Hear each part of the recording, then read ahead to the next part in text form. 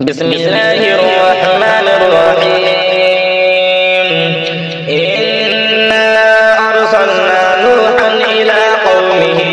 أن أنذر قومك من قبل أن يأتيهم عذاب أليم قال يا قوم إني لكم نذير مبين أن اعبدوا الله واتقوه وأطيعون يغفر لكم من ذنوبكم ويؤخركم إلى أجل مسمى إن أجل الله إذا جاء لا يؤخر لو كنتم تعلمون قال رب إني دعوت قومي ليلا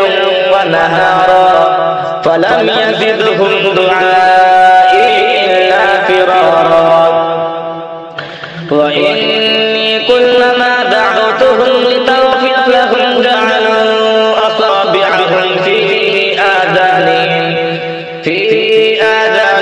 واستغشوا ثيابهم وأصروا واستكبروا استكبارا ثم إني دعوتهم جهارا ثم إني أعلنت لهم وأسررت لهم إسرارا فقلت استغفروا ربكم إنه كان غفارا يرسل السماء عليكم مدرارا ويمددكم بأموال وبنين ويجعل لكم جنات ويجعل لكم أنهارا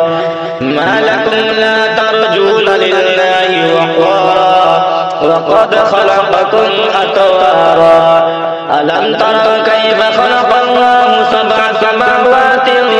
طباقا وجعل القمر فيهن نورا وجعل الشمس سراجا والله أنبتكم من الأرض نباتا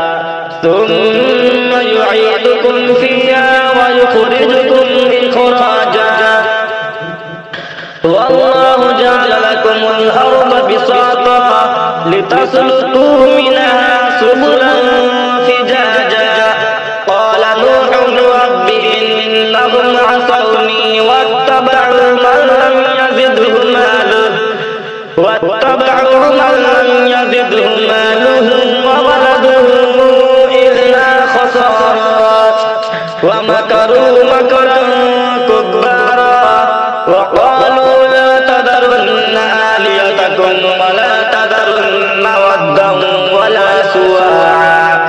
ولا سواعا ولا يغوث ويعوق ونسرا وقد أضلوا كثيرا ولا تزد الظالمين إلا ضلالا مما خطيئاتهم أغرقوا فأدخلوا نارا فلم يجدوا لهم من دون الله أنصارا وقال نوح رب لا تذر على الأرض من الكافرين ديارا